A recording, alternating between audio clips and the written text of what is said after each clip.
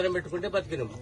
కానీ ఇప్పుడు తెలంగాణ పోయింది, మా బతుకు ఇప్పుడు ఏం పేరు? నా పేరు ఉప్పు వచ్చాయి. రైతు బంధు పట్టదా? రైతు బంధు పడతలేదు.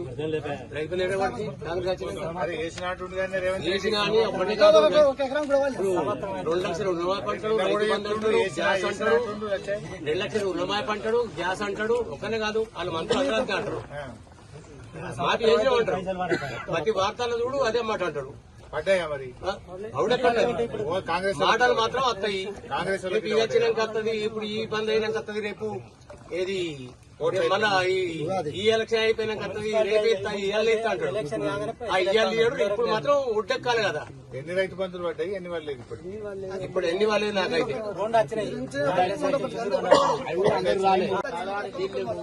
నేను చిన్నప్పుడు గొర్రె కాసినప్పుడు నీళ్ళు దొరకకుండా పెయిన్ దోతిడిచి పెట్టి సర్ది తిప్పినట్టుండే.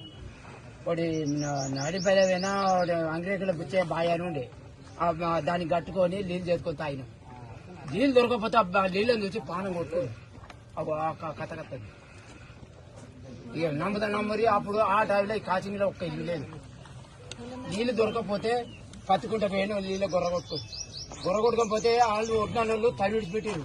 లజవుడు లజవుతారు. అప్పుడు మేసిన పొరాళ్ళు వెనకటి కాలం అయ్యో అలాంటి పెద్ద కోపం అతడు కొడతారు చేస్తారని చెప్పి మళ్ళీ కాలం వస్తుంది.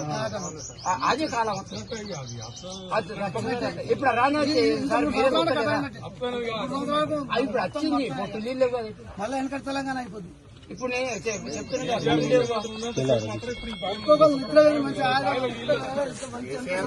ఎరువుల తిప్పలు లేకుండా బరాబర్ కరోనా వచ్చేసింది. ఇప్పుడు పొలాలు కొన్ని జాలు పడితే సైన్ మిషన్ చేసుకొస్తున్నారు. నీళ్లు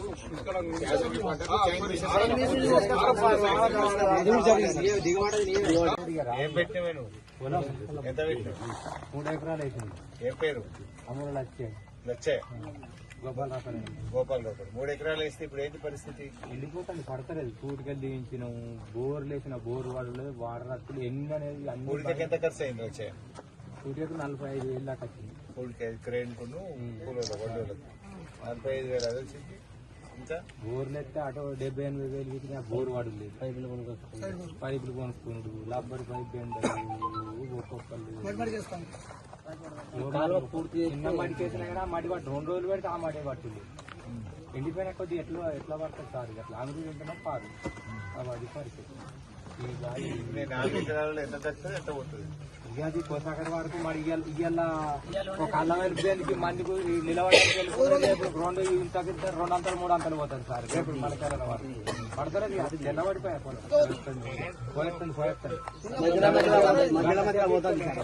ఏంటంటే గంటకు తక్కువ ఈ నీళ్ళు మొత్తం ఎందుకు మళ్ళా పట్టింది పట్టుడు.